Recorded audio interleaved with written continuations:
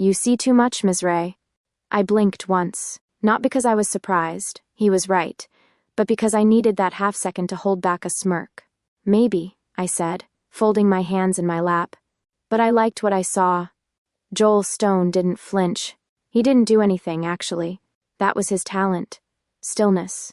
A kind of preternatural calm that made you forget to breathe if you looked at him too long.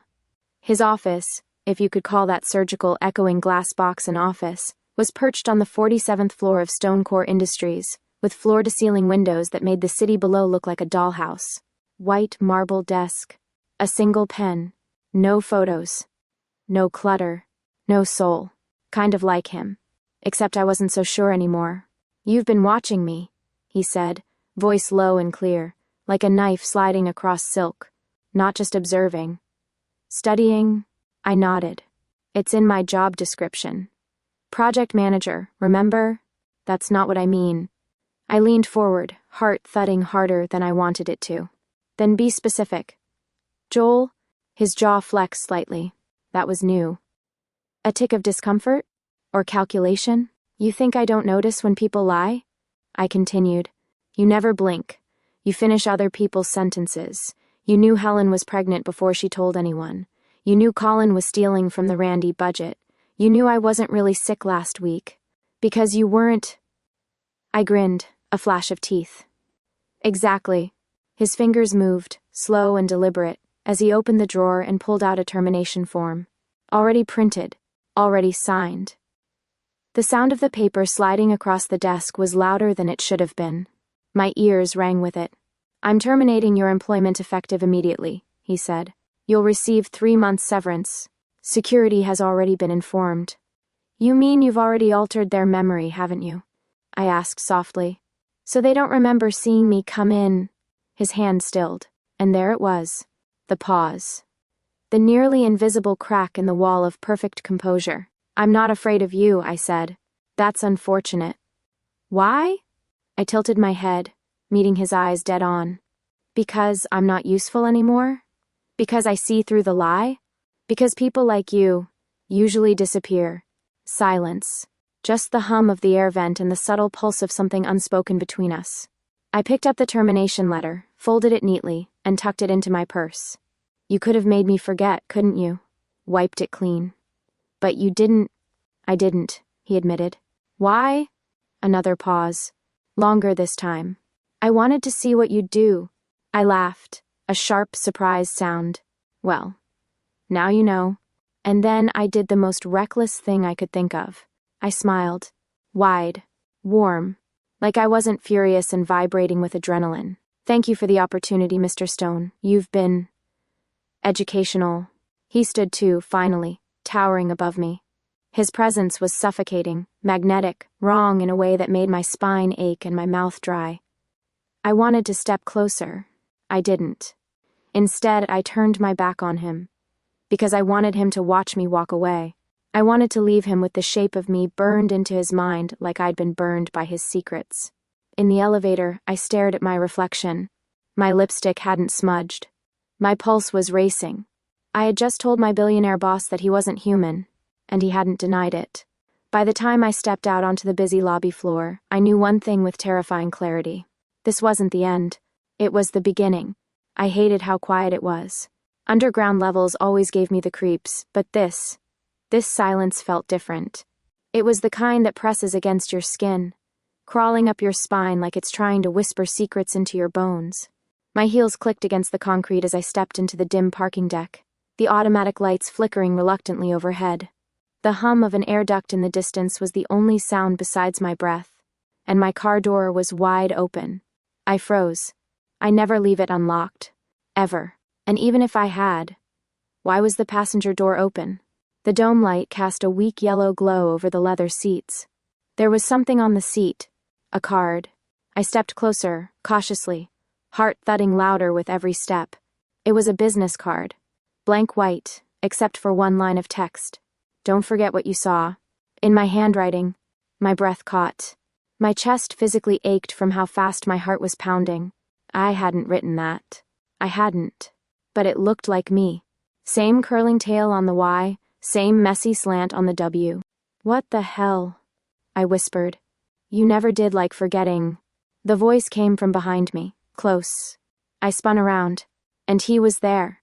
Joel, leaning casually against the next car over, arms crossed, like he hadn't fired me an hour ago. Like he hadn't tried to erase me from his world. Except, now, he wasn't composed. His tie was gone. His sleeves were rolled up. His hair, usually slicked back with brutal precision, was mussed. The look in his eyes wasn't cold. It was something else. Unsettled. Unmoored. Hungry. How did you... I stopped myself. The question was useless. He never answered directly anyway. You followed me? I demanded. He tilted his head. I never left. The overhead light buzzed and flickered, then died. We were alone in shadow. He stepped toward me, slow and fluid. You shouldn't be here. This is my car. You shouldn't still be here. What do you want, Joel?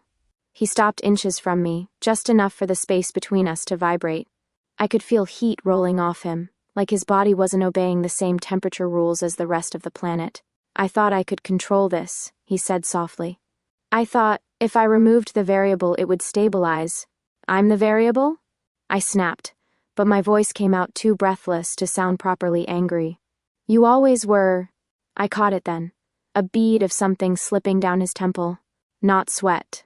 It shimmered in the faint light like quicksilver. Liquid light, and where it touched his skin, his features flickered, just a fraction. Not human. Not entirely. You're leaking, I said, and I hated how shaky my voice sounded. He smiled. Not his boardroom smile. This one was crooked. Darker. I'm not used to being seen. Too bad, I said, taking a step forward. I'm not used to looking away. He laughed once, low, broken, and far too human. For a moment, we just stood there, breathing in the same tense space, bound together by something I couldn't name. Then, he moved. Not with footsteps. Not with sound. 1 second he was there. The next, he wasn't. Gone. No whoosh. No sparkle. No sci-fi flash. Just absence. Cold. Instant. Absolute. I gasped and spun, searching for him like a fool. But there was no sign. No echo. Nothing but that damn business card still glowing faintly on the passenger seat like it was mocking me. I slid into the driver's seat, slammed the door, locked it 3 times. The silence roared around me. My hands were shaking. My chest burned. And somewhere under all of that, beneath the fear and adrenaline and absolute madness, I wanted him to come back. I picked up the card. The edges were crisp. The ink still smelled faintly of pressure and electricity. Don't forget what you saw. Too late, I whispered. I clutched it to my chest. And for the first time in my life, I wanted to kiss something I couldn't explain. The water was too hot. Steam curled around my shoulders, trailing over my collarbones like fingertips. I tilted my face into the stream, eyes closed, willing the heat to wash away the memory of the parking deck. Of his voice. Of that impossible shimmer on his skin. It didn't work. I couldn't stop seeing him. Joel Stone, perfect CEO, company man, precision incarnate.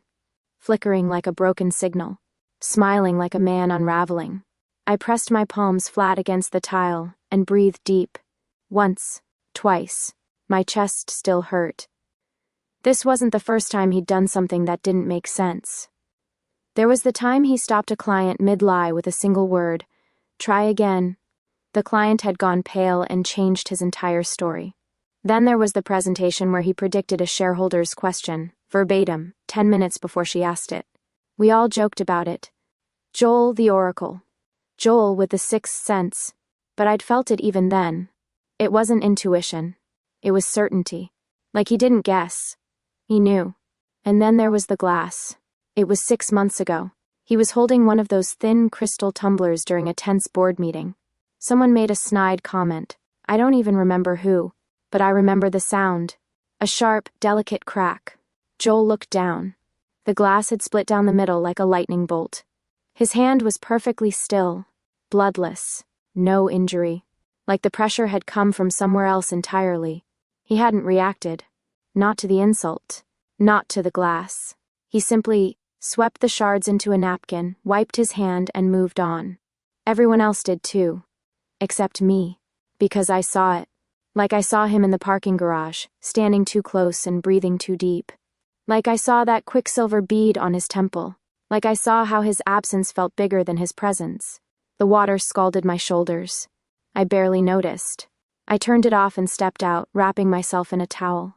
The mirror was a white blur, clouded with steam. I wiped it halfway with my palm, revealing a foggy version of myself. Wet hair, red cheeks, eyes that didn't look like mine, haunted and wide. And then, I blinked. There was a handprint. On the mirror.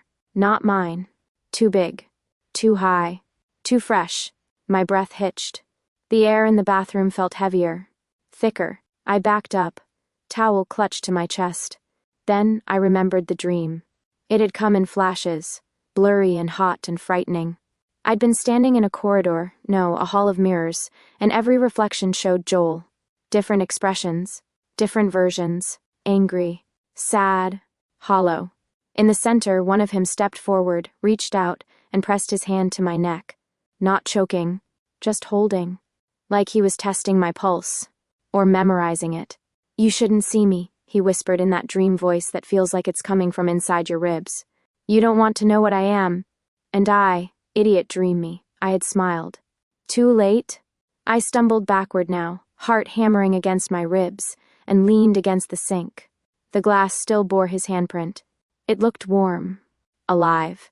Like he'd just been there. I reached out with shaking fingers. Hovered. Touched it. Heat. Actual warmth. I snatched my hand back. "No," I whispered to no one. "No, no, no." Then I reached out again and laid my palm over his. The warmth faded instantly. The print vanished, dissolving into mist. Gone. Just like him. I stood there in silence for a long time, towel slipping down one shoulder, breath shallow. This wasn't just weird anymore. This was dangerous. And I couldn't tell if I was terrified or drawn to it.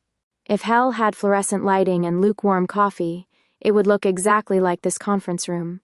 Gray walls, plastic water bottles sweating on a faux wood table, and Logan Sinclair standing at the front like he owned the world, or at least the intellectual property he was about to sell.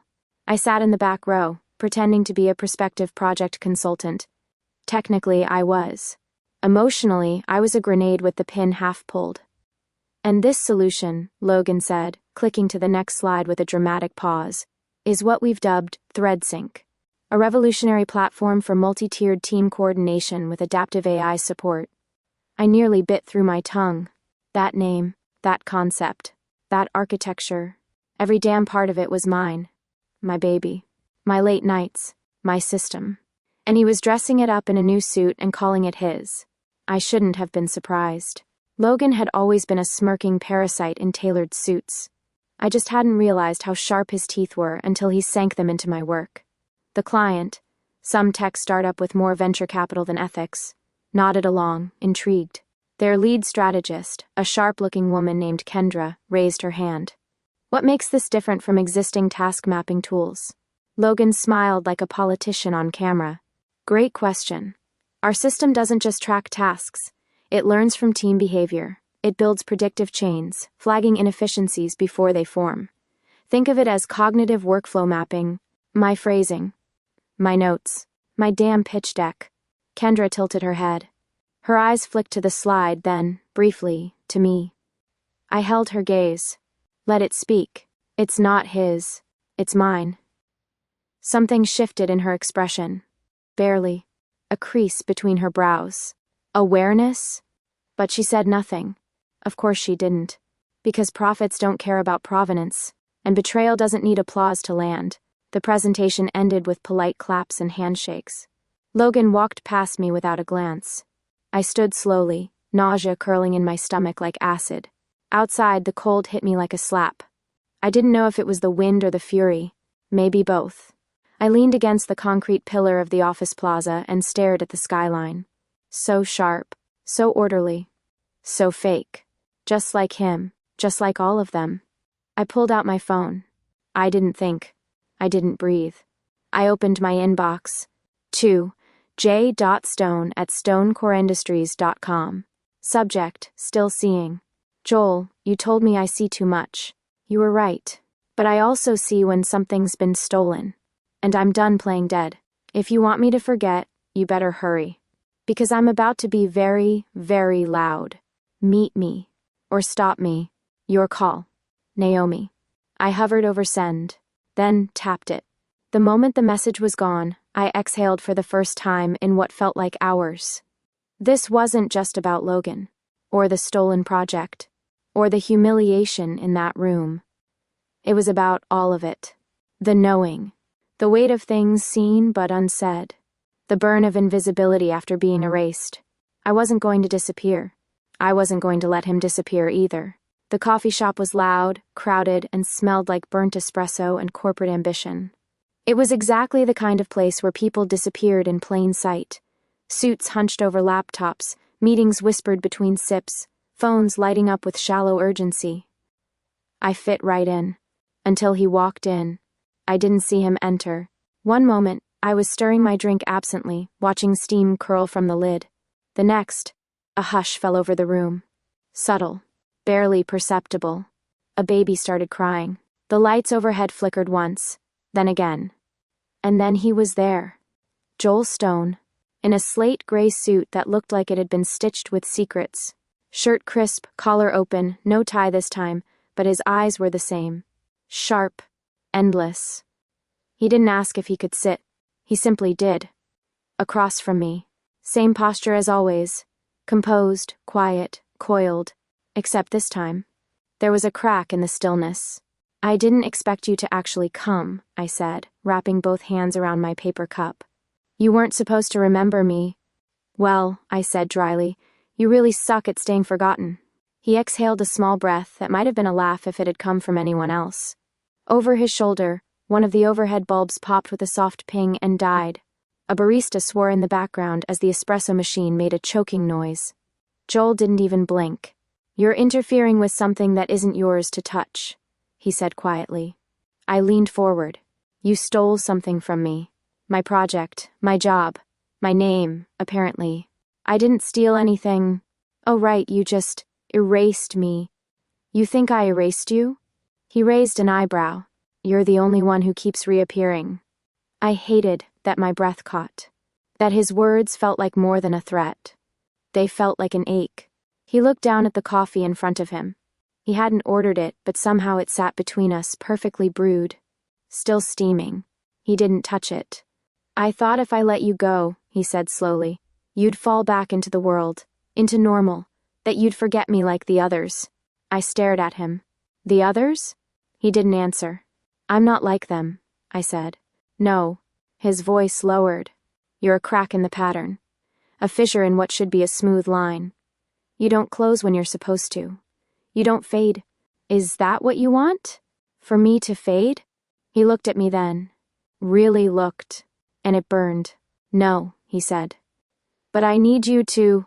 The silence between us thrummed like a wire pulled too tight. Outside, a bus honked. A phone buzzed against the table beside us, and then short-circuited, screen flashing red and blue before going black. The guy holding it blinked, confused. Joel didn't move. I'm dangerous, he said, quieter now. Not because I want to be. Because I am. Then why come here? I whispered. His fingers tapped once on the table. Precise. Almost a Morse code of hesitation. Because I keep thinking, he said, that if I see you again, I'll be able to leave you behind. And I was wrong. He stood abruptly, the chair scraping against the tile. No one looked. No one noticed. Like reality shifted to accommodate his exit. But before he walked away, he leaned down. Close. So close I could smell electricity and something older, like rain on hot stone. His mouth brushed the edge of my ear. Stay out of this, he whispered, voice velvet dark. Or you'll break. And then he was gone. Not walked out the door gone. Just gone. I sat there, surrounded by people, in a room that suddenly felt too empty. And I realized something I hated. He hadn't come to erase me. He came to warn me. And I'd never wanted to chase someone so badly in my life. Jane's apartment smelled like lavender and roasted garlic. Soft jazz played from her Bluetooth speaker, and a half-empty bottle of wine sat between us on the coffee table. I curled up on the couch in borrowed socks and my own exhaustion. It felt safe here. Familiar. Home adjacent. "So," Jane said, swirling her glass with the kind of focus that meant she was already on her second round, "are you going to tell me why you got fired, or do I have to bribe you with more Cabernet?" I hesitated, then shrugged. "I told my boss he wasn't human." Jane blinked, then let out a laugh that startled her cat off the windowsill. "You're joking." "Nope." She stared at me for a second. "Wait, like, metaphorically?" I took a long sip of wine. I told her everything. The mirror, the card, the way he appeared and disappeared, like reality bent around him. The way he looked at me like I was the error in his code. Jane listened, mostly quiet. But I noticed things. The way her fingers hovered over her phone a little too long. The way her questions got oddly specific. "What did the card say again?" And he just vanished? Like, no sound at all? "Are you sure no one else saw?" It was subtle, but not subtle enough. I said nothing, just filed it away behind my smile and refilled both our glasses. By the end of the night, she was tipsy and dozing, and I was stone-cold sober. The next morning, I woke to a headline. "Former project manager claims tech CEO is not human in bizarre statement." The article was short, sensational, and filled with quotes I hadn't given. My name wasn't directly used, but the breadcrumbs were obvious. A few screenshots from LinkedIn. A blurry photo from outside Stone Core. Speculation, mockery, buzz. And at the bottom, comments. Hundreds of them. Some were jokes. Some were cruel. Some weren't human at all. I dropped my phone. My hands were shaking. And then it rang. Private number. I already knew. I picked up. "You're not in danger," Joel said. No preamble. No greeting. "I didn't ask," I said, voice thin. "You're not being followed." Yet, comforting. He was silent for a breath. Then, "I'm containing it. But you need to be careful." I didn't leak anything. I know. That stopped me cold. "You believe me?" "I saw her," he said. "Last night." Of course he had. "She's your friend." "She was..." Another pause. "I've put a block on her devices," he said calmly. "She won't be leaking anything else. And Stone Core's legal department has opened an internal case." "Wait, what? Why?" "Because she accessed proprietary files when she was at your place, through a shared Wi-Fi link." "That's theft, Naomi. You're not the one under review. She is..." I pressed my palm to my forehead, breath unsteady. I didn't think she'd..." "You wanted to trust someone," he said quietly. "That's not a weakness." My chest ached at the softness in his tone. He was trying. To what end, I didn't know. But it mattered. That afternoon, a delivery arrived at my door. A matte black box. No note. Inside, a single bouquet of deep, velvet black tulips. Unnatural. Stunning. Terrifying. I stared at them for a long time. And then I smiled. Because demons don't do apologies. But Joel Stone just might. The storm hit just after midnight. Rain lashed against my windows like the sky was trying to claw its way in. Thunder cracked low and slow across the skyline, and my apartment flickered with candlelight after the power sputtered out. I was curled on the couch, wrapped in a blanket, trying to read, but my eyes kept drifting to the door. I'd been waiting. Not consciously, but the way you wait for something you don't want to admit you want. And then he was there. No knock. No warning. Joel stood in the middle of my living room, soaked from the rain, his suit clinging to him like it had been painted on. Water dripped from his cuffs onto the floor. His hair was a dark halo of static and wetness. But it wasn't the storm that had brought him here. It was something else. "You're not supposed to be here," I said softly. "I had to come," he said. Before I changed my mind, I stood slowly, heart pounding. "I can fix this," he said. "If I take the memory, if I make you forget, you'll be safe. You'll sleep again. You'll breathe again. You'll go back to normal." "No," I whispered. He stepped closer, tension coiled in every inch of him. "You don't understand what I am. What this could turn into. I understand enough. I'm not..." He broke off, jaw tightening. I'm not meant for this. For you. I don't exist in the way you think I do. I don't care, I said. He froze. The rain pounded harder. Thunder boomed. You see too much, he said. And I want you to stop. I can't. Naomi. I stepped forward. He didn't move. My hand came up to his chest, fingertips resting over the soaked fabric of his shirt. I could feel it. His pulse. Or something like it. I'm not afraid of you, I said. You should be. And then I kissed him. There was no hesitation, no second thought. Just heat and chaos and the ache that had been building since the first moment. I looked too long into his eyes. He didn't kiss me back. Not at first. He went perfectly still, statue still, like my lips were a code he didn't know how to read. Then he pulled back, just an inch. Don't do that again, he said hoarsely. Unless you mean it. So I did. I kissed him again, slower this time, deliberate. And this time, he shattered. His mouth found mine like he'd been holding back an ocean, and now the dam had burst. His hands gripped my waist, pulled me in, like he couldn't trust himself to be gentle. But he was. His lips, his breath, the way his forehead rested against mine between kisses. He was trembling. I'd never seen him tremble. The lights in the apartment flickered, surged, died again. He kissed me like he was starving. Like this was the first thing in centuries that felt real. We didn't make it to the bedroom. We didn't need to. The blanket hit the floor. My fingers threaded through his hair. His breath hitched against my collarbone. When we did make it to the bed, it was a slow collapse. Like gravity had given up and left us floating. Like every part of him, his body, his mind, his control, was melting into mine. He wasn't cold. He wasn't distant. He was fire. And for one night, he let it burn. When I woke up, the storm was gone. Morning light crept through the curtains, pale and quiet. My skin was warm. The sheets smelled like rain and something older. And he was there. Lying beside me, watching me sleep. No suit, no walls, no shadows in his eyes. Just Joel. Real, present, human, or close enough. His fingers traced a slow, thoughtful line down my arm. When he realized I was awake, he didn't speak. He just smiled, and I realized something terrifying and beautiful in the same breath. He wasn't going to disappear. Not now. Not again. And neither was I. The boardroom smelled like money and sweat.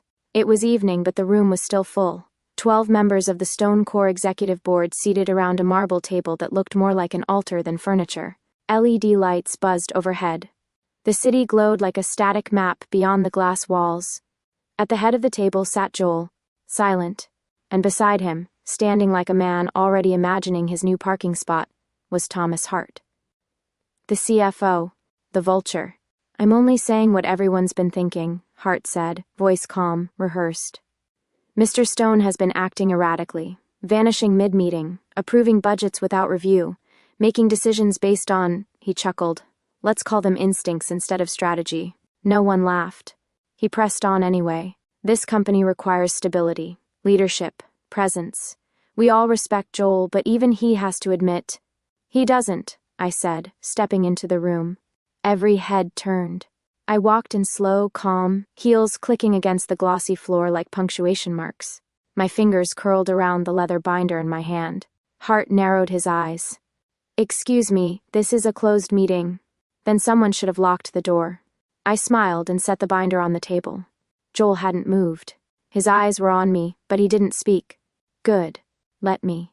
I opened the binder and spread out the documents like playing cards, printed emails, audit trails, wire transfers masked through shell vendors. This, I said, tapping the first page, is a full record of misappropriated funds from the last 7 quarters. Doctored spreadsheets, fabricated expense reports, multiple invoices routed through a company that doesn't exist, except it does, on paper, owned by one man. I looked straight at Hart. You. He went pale.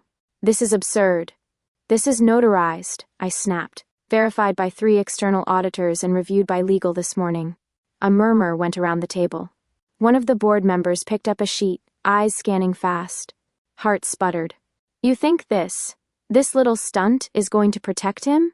I turned toward Joel then. He was still seated, elbows on the arms of his chair, fingertips pressed together beneath his chin. Watching me with something between pride and resignation, he nodded, barely, and finally stood. "I won't fight this," he said, and every voice in the room hushed. "What?" Hart barked. Joel stepped around the table, eyes on the board now. "I've served this company for 18 years, built it from data and dust, but I've lost the taste for control." He looked at me again. "I found something better." My throat tightened. He turned back to the board. "Effective immediately, I'm stepping down as CEO. Ownership remains in place, but operational command will go to Naomi Ray." It was so quiet I could hear someone swallow. Hart looked like he'd been physically slapped. I didn't move. Couldn't. One of the board members, a woman in a tailored navy suit, broke the silence. "Miss Ray, would you accept that responsibility?" I looked at Joel.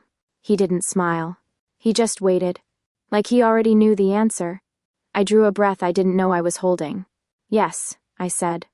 "I will." The meeting dissolved into whispers and paperwork and stunned silence. Hart was escorted out, red-faced and snarling. I stayed behind.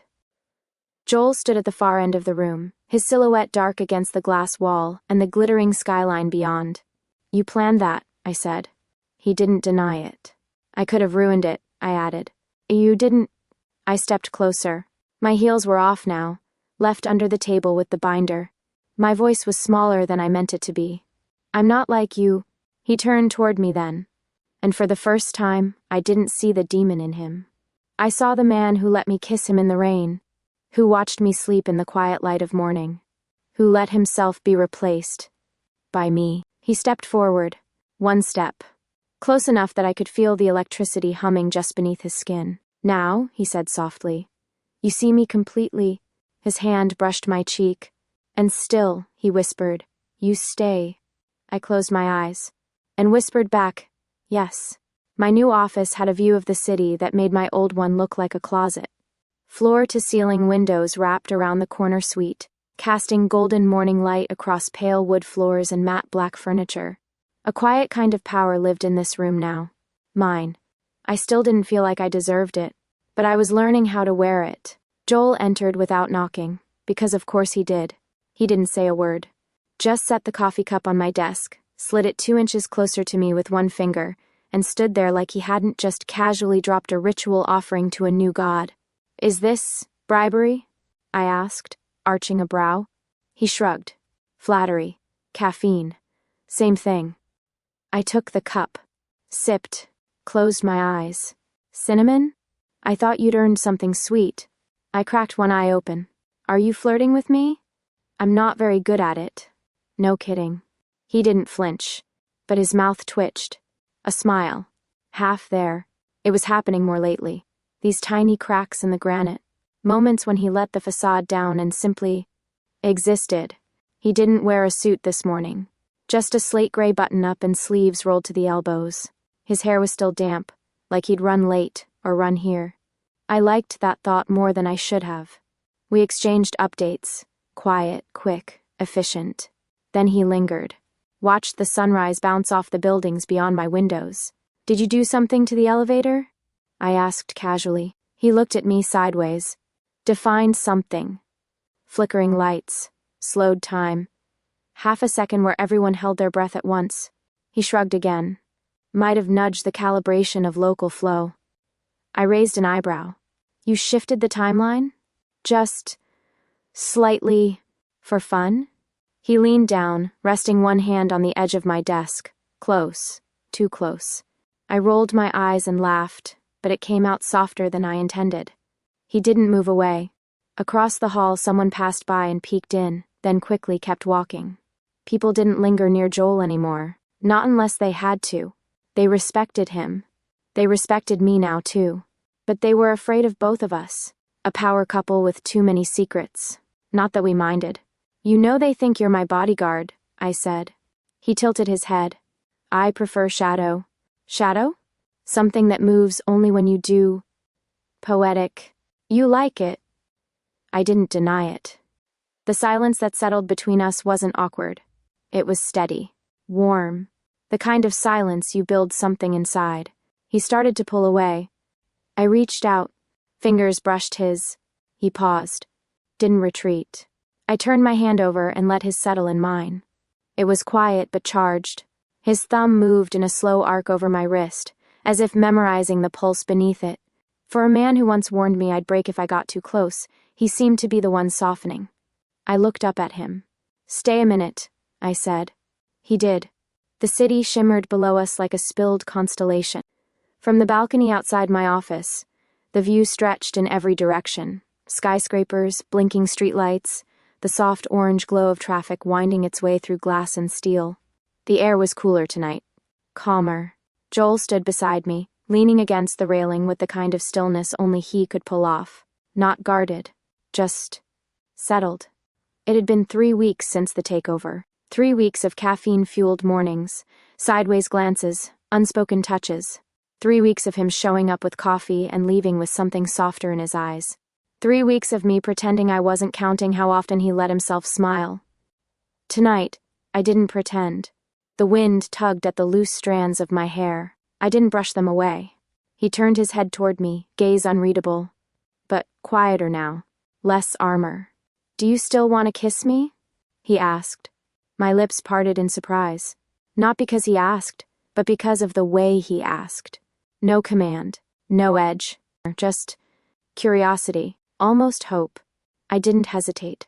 "I want to fire you every single day," I said. He raised an eyebrow. "Charming, but I want to kiss you more." He laughed. And this time, really laughed. Not the quiet breath through his nose. Not the practiced smirk. An actual full-bodied, startled laugh that cracked the air and made my chest ache. I turned toward him. "You should do that more often." Dangerous suggestion. "Try me." He stepped closer. Not abruptly, just enough. The distance between us dissolved like sugar in heat. "I used to think you were the problem," he murmured. "I am. And I used to think you were a crack in the order. I still might be." He nodded once, then smiled. "Then maybe I needed to break a little." His hand came to my waist. Not possessive. Not hesitant. Just there. Grounding. I reached up, fingers brushing his cheek, tracing the line of his jaw. He leaned in, and we kissed. No storm. No flickering lights. No illusions bending around us. Just lips against lips. Soft. Slow. Real. I could feel the shape of him. The quiet restraint in his hands. The way he kissed like someone who didn't quite trust this could last, but desperately wanted to try. And I let him feel that I was here, that I wasn't going anywhere. When we finally pulled back, the city hadn't changed. But I had. He looked at me, eyes darker now, but not from shadows. From depth. "You shouldn't want this," he said quietly. "Not with what I am." "But I do," I replied. "Because you're reckless?" "No," I smiled. "Because I see too much." He frowned. Just slightly. "And?" he asked. "And that's exactly why I stay." I took his hand. He didn't let go.